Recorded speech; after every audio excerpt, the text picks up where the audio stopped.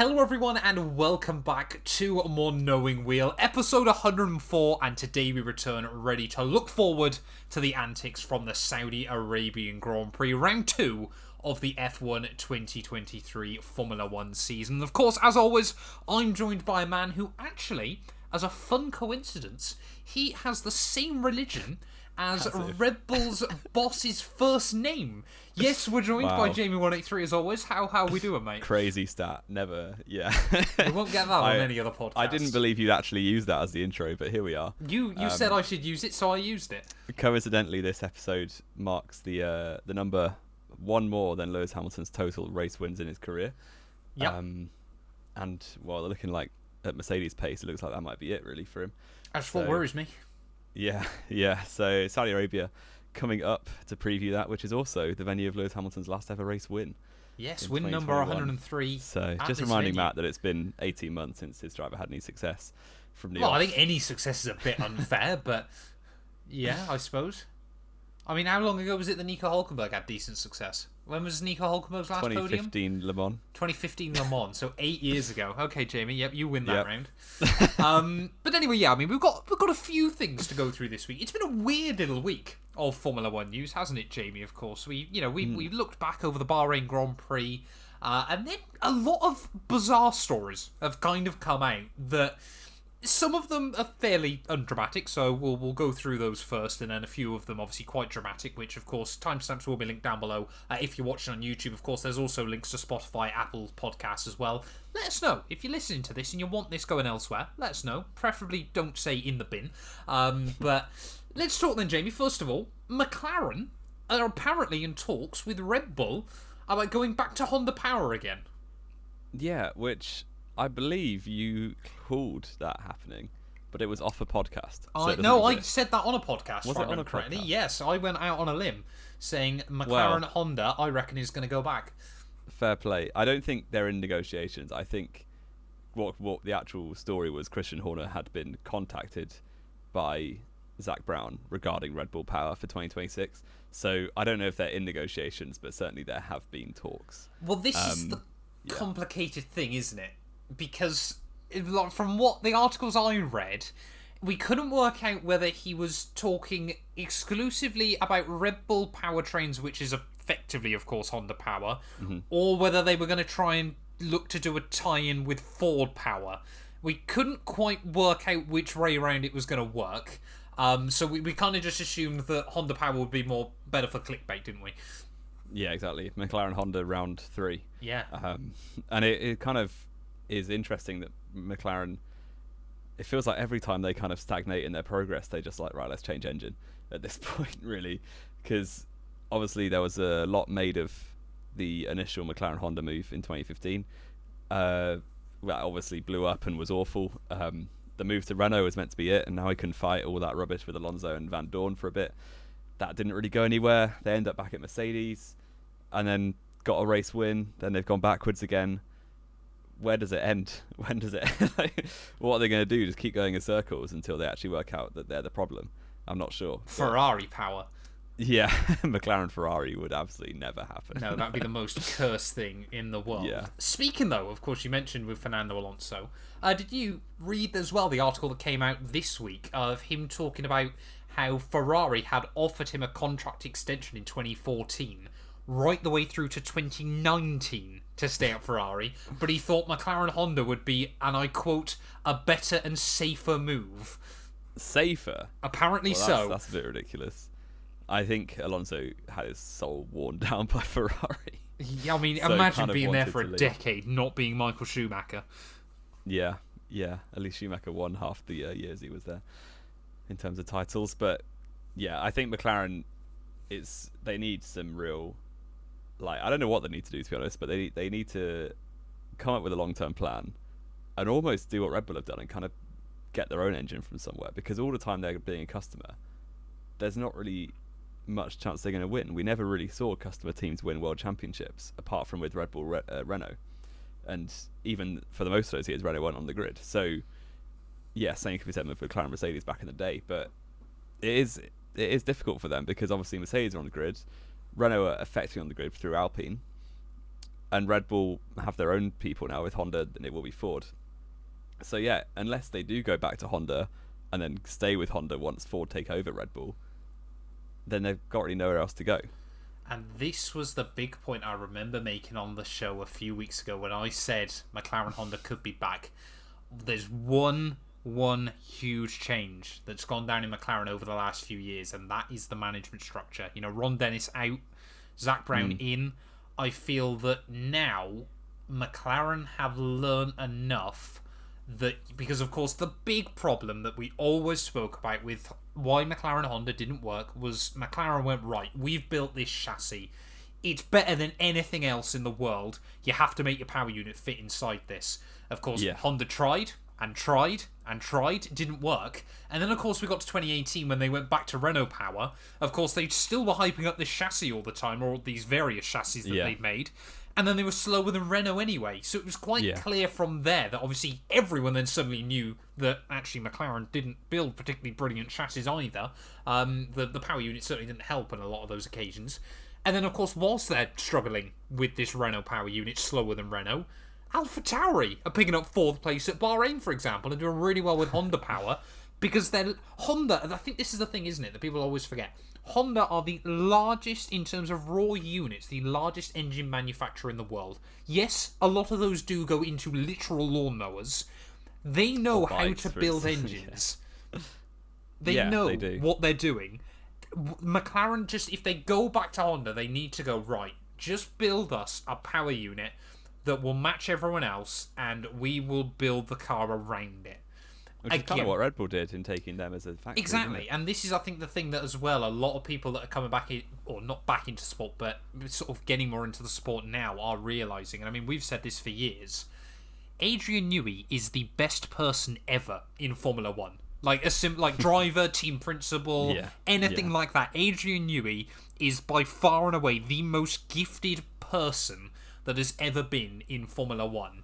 And I think when he does finally call it quits, people will... I mean, a lot of people obviously already realise that, but I think he still goes massively underrated because he's just absolutely insane, isn't he? Yeah, I mean, he's responsible in terms of, like, heading up championship-winning cars and drivers. He probably has more World Championships influence than anyone else ever. I think he definitely does. He's got to be right up there, unless you've got someone that's hung around Ferrari throughout a lot of their generations and things like that. Because he must be, like, he was at, debuted at Leighton House in 1991, if I remember correctly. It was all through McLaren's heyday. Yeah. And then moved to Red Bull and won all of them with Vettel as well. Yeah. So, and Verstappen now, of course. So he's been winning world championships literally since before we were born. yeah. I don't know how we got onto this tangent, but you could tell the years he was working on the Aston Valkyrie, the hypercar, this road car, they were the years where Red Bull started struggling aero-wise and were kind of dropping down to 3rd. And then as soon as he's done with his side projects and getting bored of F1 for a bit, he comes back and they immediately start rising back to the top. Yeah. And I mean, this is the thing. I saw a brilliant thing earlier on. I think it was on TikTok of someone had just posted a comment going, "I'm willing to bet after the Bahrain Grand Prix, Adrian Newey went home and doodled a better Mercedes W14." Yeah, it's probably true. That's the frustrating thing about it. I don't understand how he's so much better than everyone else. He is. He's one of those rare people, isn't he? And I know we've said this before. He's one of those rare people that you'll never be able to know how. But you just know he views the world in a slightly different way, and that's what makes him special. Yeah. He just looks at anything and can tell. He just seems to be able to see things with a different perspective to the rest of us, and hats off to him, because, I mean, he is, don't get me wrong, Max is a very, very incredible driver and all this, that, and the other. But Adrian Newey makes champions. Yeah, definitely. But that's enough of a tangent. I don't think we were going there. No, I thought that was quite podcast, good. But, it's an off week. We can do what we like. We'll move on from our Adrian Newey loving. Yes, back to Saudi Arabia, which is where the Grand Prix is being this weekend. Yep. Hopefully this year there's no missile strikes during practice. That would be nice if we don't have buildings on fire in the background. Yeah, that was not ideal last year, especially when it got brushed over by absolutely everybody possible. But yeah, it's not really many changes to the track. There's been a few widenings. Obviously, it's one of the most exhilarating tracks to watch an onboard of all year, really. just because of the speed and how close the walls are. Usually makes for a good race. We've had 2 chaotic races. I don't know how about good, but yeah, the first 2 races have been pretty entertaining, at least. Maybe not good, as I just said, but hopefully we get an entertaining one again. But we'll see. The pace in Bahrain, in terms of car pace, I'm not optimistic for loads of excellent races unless some chaos goes ahead. I think, I mean, this is what a lot of people have spoke about as well, and whether it's, a little bit of desperation to try and hope that there's still going to be a title fight this year. Bahrain, apparently, now this is coming from people much smarter than you and I, Bahrain apparently really did play into Red Bull's strengths because of just how abrasive and traction limited the circuit is. It is believed, don't get me wrong, I don't think Red Bull are going to be a million miles away from the front, if not at the front still anyway. But apparently this race should play towards Mercedes, Ferrari and Aston Martin and bring Red Bull closer to them. Yeah, and it's the first insight we've had into seeing these cars anywhere other than Bahrain. Yes. Because obviously all the testing was there. And it's still obviously a similar part of the world, but in terms of track character and track behavior, it's very different to Bahrain. It's very high speed, not loads of traction zones, braking zones, and I think the track surface is much smoother, so tyre wear shouldn't be a limitation, which was kind of Red Bull's massive strength, was because their tyres lasted so much longer than everyone else's in Bahrain. So it could be a close 4-way fight for the win. Who knows? 4 or 8, even 8. Lance Stroll could be up there. I mean, this was going to be a question I was going to ask you later on in this show, Jamie. But as we've mentioned him now, I'll ask you. The last 4 years, 3 or 4 years, I'm trying to think back. Obviously, last year we saw Carlos Sainz take his first ever F1 victory. 2021 we saw Ocon take his first ever victory. 2020 Gasly. 2019 Charles Leclerc. I don't think there was a new Grand Prix winner back in 2018, so it is the last 4 years in a row. Do we think we'll see a new Grand Prix winner this year? And could it be Lance Stroll? Well, that's the only candidate, really, isn't it? Well, I don't think you would have said Gasly or Ocon in 20 or 2021. True. Without a very strange race, then the only driver in those top 4 teams to have not won is worryingly Lance Stroll. I also forgot to mention Russell last year as a first-time winner. Yeah. I mean, unless you do get a chaotic race, and I don't know who's even top of the midfield anymore. Don't know yet. Too early to call, isn't it? Who actually is? Alfa Romeo. Both Alpines have. Bottas has won a race. Joe? I don't think Joe's going to win a race, to be honest. It's either Stroll. Don't say Nico Hulkenberg. Or it's like a Olivier Panis style Hulk victory. No, don't say Nico Hulkenberg. Yeah, I think it's going to be interesting. Obviously, going back to Saudi quickly. Again, we're tangenting today. It's a tangent kind of show. Do we think? Of course, the big hope, isn't it, by pretty much everyone, is that Red Bull will be dragged back towards Ferrari, Mercedes, Aston Martin. Of course, we mentioned this last week. Ferrari, for whatever reason, weren't focusing on Red Bull. They also weren't focusing on making sure their own cars got both of the checkered flag. I mean, Charles Leclerc was only, a couple of tenths away at the end of qualifying. He could have probably been closer if he'd been given a final run. Yeah. Do we think this weekend Ferrari could really rustle their feathers, even if it is only on Saturday? I think there's definitely potential there. I think Ferrari had the highest speed trap, I think, in Bahrain. So, yeah, it's entirely possible. Obviously, top speed is a big influencer at this kind of track in Saudi Arabia, but of course, different track setups and stuff. Maybe Red Bull run less wing, and they're still able to nurse their tyres. We'll wait and see.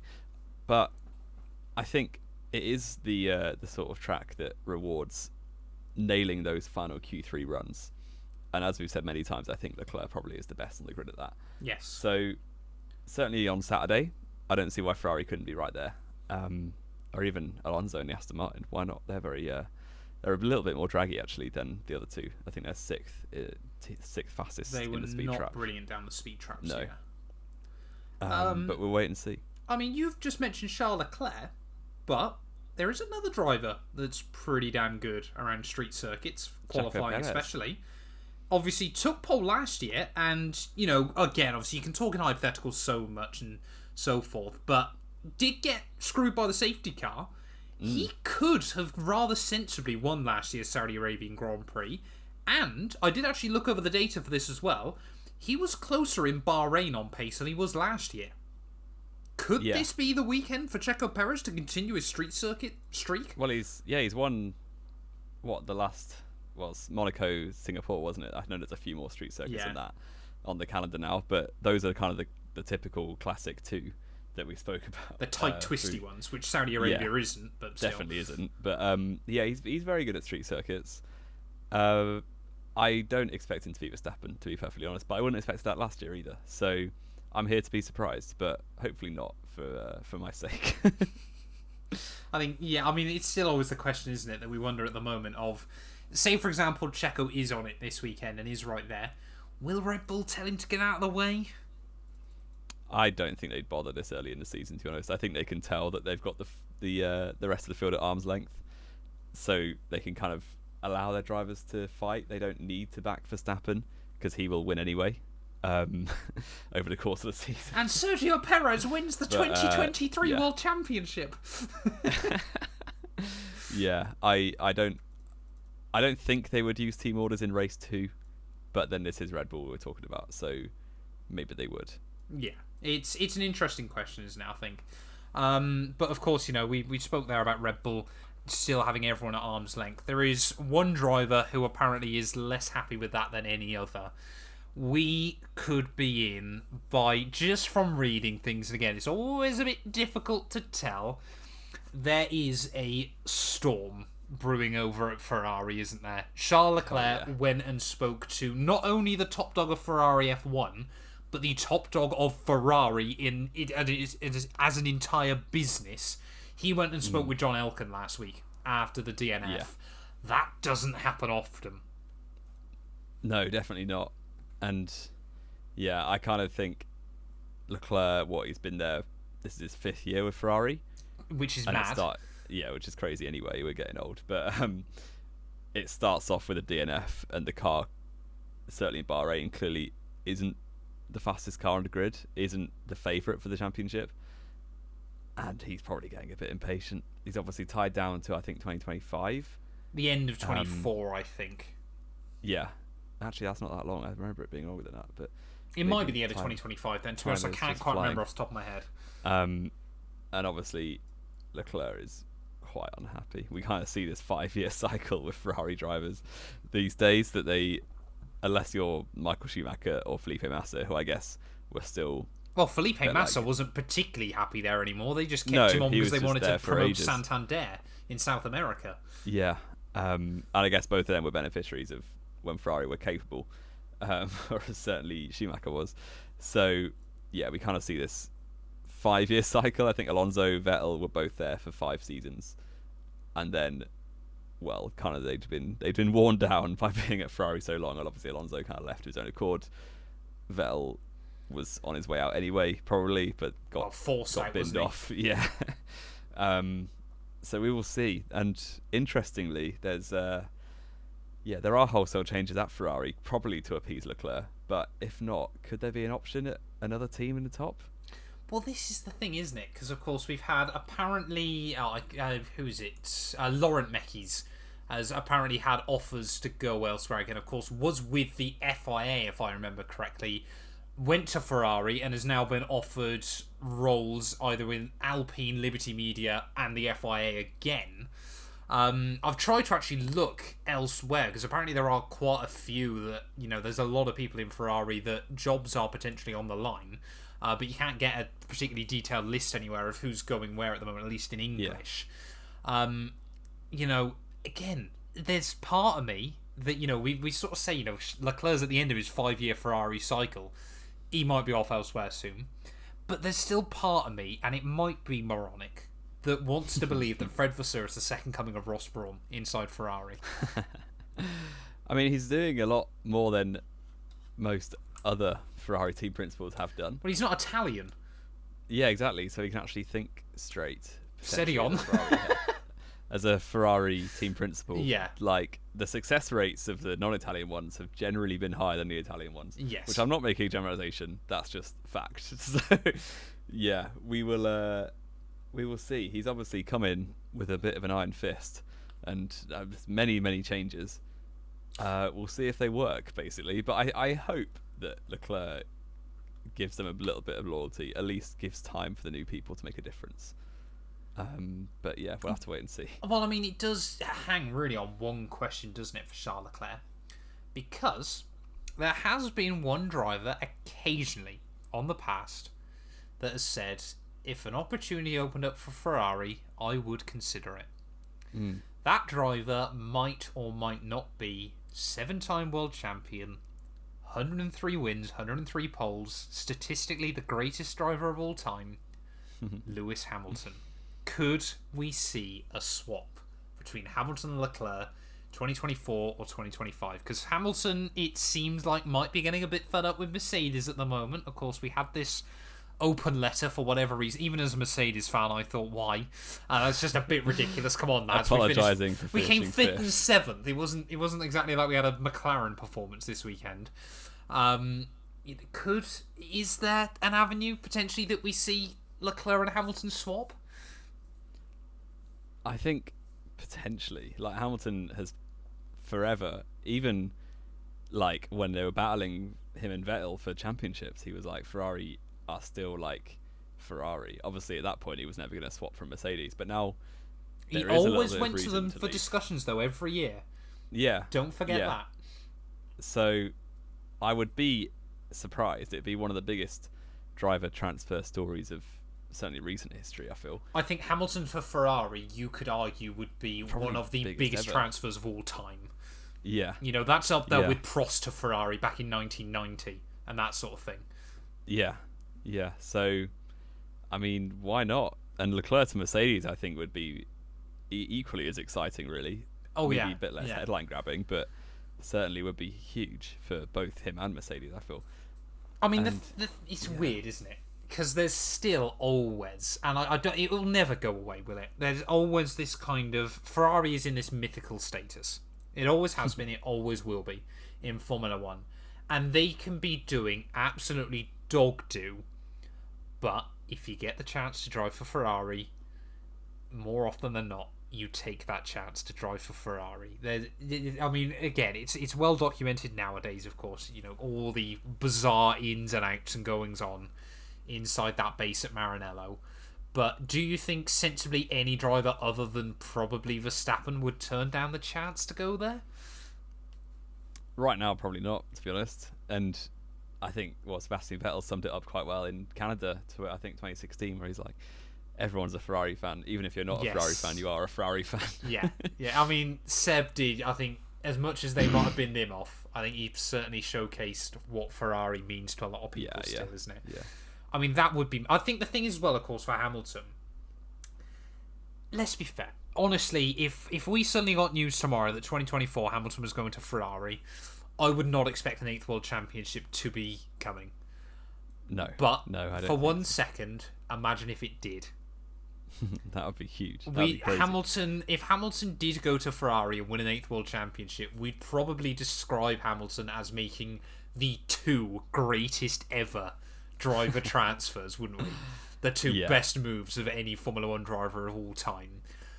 But do I see it happening? I mean, this is the weird thing, isn't it? Of course, Hamilton has been a Mercedes driver his entire career, from 13 years old. You know, people talk about McLaren, but of course that was always where he was going to end up in Formula 1 because he was a Mercedes junior. He was always then going to go to Mercedes because he was a Mercedes junior. Yeah. Do we think he could give that up? I mean, he'd sell a few more copies of his book, because that is definitely one I want when that comes out. He has kind of closed the book, hasn't he? He's kind of done all there is to do with Mercedes. Like, I don't see why not. Like, I know that when like Vettel, or even when Button left Brawn, what was effectively like the Brackley team, which is now Mercedes, Button was like, we've set out what we achieved. Like, we achieved what we set out to do, so I can leave and be happy. Because they joined together in 2003, I think it was, to be world champions, and they achieved that, and he's off. And it's like, Hamilton can't achieve anything more, other than, you could argue, the 8th championship. He has done all there is to do in Formula 1. So if he was to leave, it wouldn't be toxic, I don't think. He wouldn't be salty, because, he's done everything. So why not close that book and give it one more shot with the biggest name in motorsport in terms of teams? Well, I think that's the thing, isn't it? Because there's still no doubt in my... I don't know if you watched Sky did a video with Hamilton, I think it was last week. I don't know if you saw this, where he did a lie detector test. No. And they obviously went through all like the normal fun questions, all this, that, and the other, and then he asked him to do some... Well, they said, do you want to do some harder ones? And he went, okay. And they asked him, will he give up on an 8th world title? And what a stupid question. Of course he's going to say no. He just gave... You watch him sit there and think about it for a second, and I don't know what must have been going through his mind. But I just remember he gave Simon Lazenby a little smile and went, no. Yeah. I think obvious. Had 2021 gone his way, and he won that world title like he should have, it would not surprise me if right then and there he said, that's it, I'm done. And honestly, I think if Hamilton does get that 8th world title, that'll be it. He's done with Formula 1. He's done everything he ever set out to achieve. He came into the sport, everyone was against him. He's given everyone the big middle finger, and he's gone and taken every desirable record in the book for himself. He's not got the most races without a podium. Every desirable record, Jamie. I mean, I just don't see now, especially with how badly the start of the... Well, not how badly, but just Mercedes has still got that work to do. I don't see Mercedes being that place where he takes that 8th world title this year at the very least, maybe next year as well. Could Ferrari be that place? Imagine it. Imagine. It would be very cool. It would be extremely cool. It would be, I think, the most... Yeah. I'd argue the most poetic thing ever in Formula 1. We would do our... we will do our driver transfers predictions, I'm sure. In the summer, yeah. Probably May, given how early silly season. Well, we'll have to do it after Australia because we've got a 3-week break. Yeah. I mean, we are going on rambles and wombles today. We should probably skip over some of these notes because we've gone on for so long. Right, let's keep firing it on then, Jamie. Andretti, apparently, are looking to hire Formula 1 staff. They're still trying to make their bid for 2026. What are our thoughts? Yeah, I hope they do. I really hope they do. And more teams... more creditable teams anyway are always a good thing for Formula 1. So I just hope the teams stop being so pedantic about it, the whole thing, really, because obviously they don't like the competition because it means whoever finishes 11th, it doesn't get prize money effectively. It doesn't get anywhere near as much. So yeah, I really hope they do, but obviously the teams are going to be as difficult as they can. Well, I think this was the thing, wasn't it? The teams were obviously trying to push back Andretti until they got the new Concord agreement through. Because, of course, the big number wasn't it? $200 million Andretti would have to pay to join, so every team gets $20 million. Which you kind of think, yeah, okay, that seems fair. Then, of course, the number that was swirling was $600 million. That the teams want. Of course, that will be the number they'd sign the next Concord agreement to for any new team wanting to come in. Now, the last I read, that number is circling north of $1 billion. Yeah, it's crazy. Which is mad. When you've got imagine having to spend, what's that, near enough 8 years worth of budget just to get into Formula 1 in the first place is kind of insane. Yeah, and I hope that they kind of back down and make it a little easier. Obviously, we've seen members of the FIA an FOM, kind of wanting the team in. I think everyone kind of agrees it's a good thing for the sport, other than the other competitors, because obviously it's more competition. So obviously Andretti are still hopeful if they're hiring people, and I really hope they do. So, well, I wonder if it's still a little bit of a move from them going, well, we've got all these staff on payroll now, you kind of got to let us in. Yeah, if they don't, then they're going to have to make them redundant, which isn't fair. No. So, and I still think Formula 1 don't want to look like the bad guys here about not letting Andretti in. I think it's especially when it's an American team, because that won't do their popularity in America any good. No, I think this is the big scary thing, isn't it? So you kind of got three different forces pulling on each other. Yeah. At the moment, in that regard.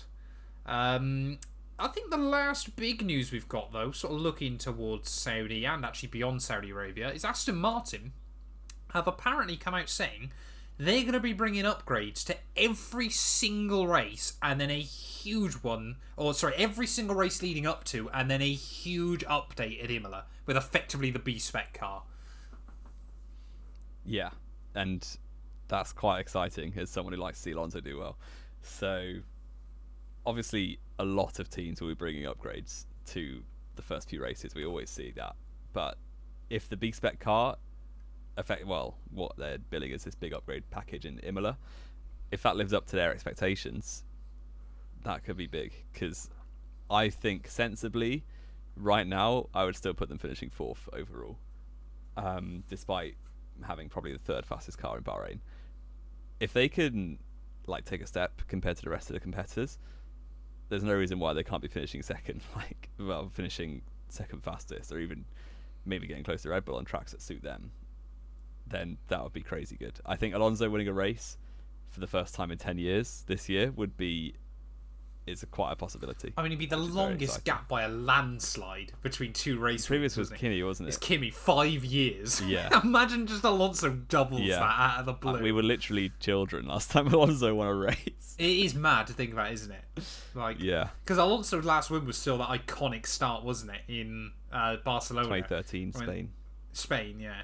Where he went from 3rd to 1st on the run. Because Alonso seemed to be... No, you're all wrong. Was that 5th to 1st, was it? Let me tell you. And then it was around the outside, wasn't it, through turn 3? It was 5th to 3rd, running outside of Raikkonen and Hamilton at turn 3. Yeah. The iconic one was 2011, but his car was so bad he finished 4th that race. Sorry. I do apologise. Yeah. Come on, you can't be coming at me with early 2010s Early 2010s knowledge. Well, Jamie, that leads us on actually beautifully to our F1 quiz this week. Now, Jamie, of course, when we sit down, of course, to write notes ready for the show, we went, you're on quiz this week, Matt. I thought, can't really do a particularly good quiz from the Saudi Arabian Grand Prix because, of course, there's only ever been 2 races here. So, Jamie, your job today is pretty simple, actually. You are going to tell me, of course, Saudi Arabia this year is the 2nd race of the Formula 1 World Championship. It is. You are going to go back as far as you can, telling me the 2nd, every single winner of the 2nd race of the year. Oh, that's quite hard. Have I got to do it in order? Yes, you do. One of them. This will be quite hard. I can't even remember what was the 2nd race last year. Wait, I'm stumped. You're not stumped already, are you? It was Saudi Arabia. It was. Yeah. So it was Verstappen. Correct. Who won that? 2021. Bahrain was 1st. I think Imola was 2nd, which is a bit weird. So I'll go Verstappen again. Correct. 2020 it was Austria, then Austria, so it was Hamilton. Correct. 2019 that was normal, so it would have been Australia. Wow, this is really hard. This is a good quiz. Australia, what was even the 2nd race? It was a Mercedes 1-2. So it was Hamilton. Correct. Bottas won the first. 2018. That was Australia was the first race, which Vettel won, and then Vettel won again in Bahrain because he got the first 2.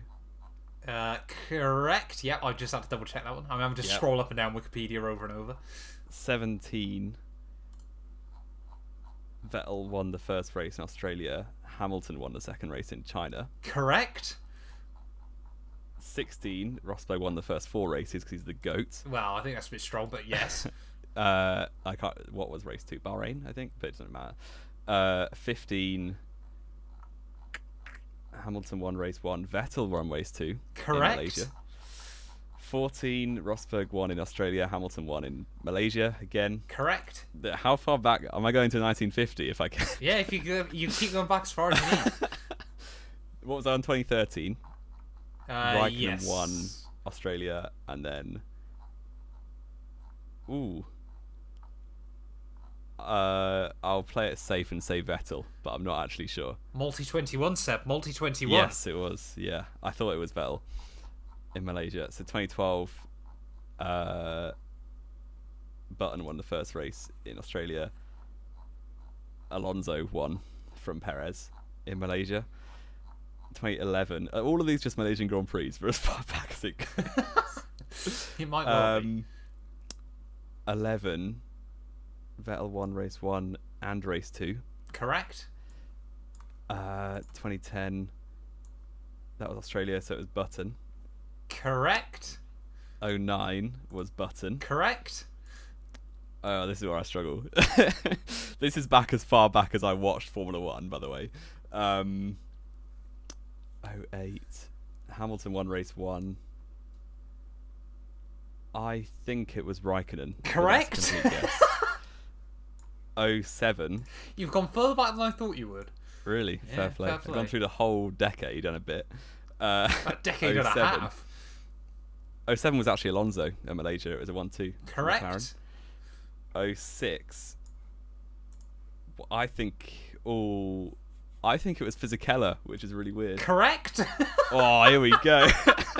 This is brilliant. 05 was... this is a guess, but it was probably Alonso. Correct.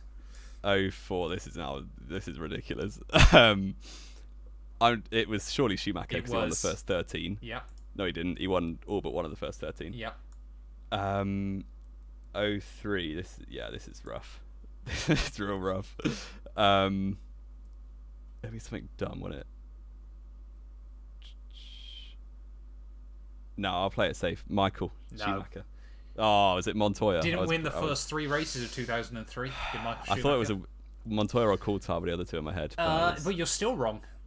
Oh wow, who was it? It was a first ever Grand Prix win. Yeah, Kimi Raikkonen, his first ever dub.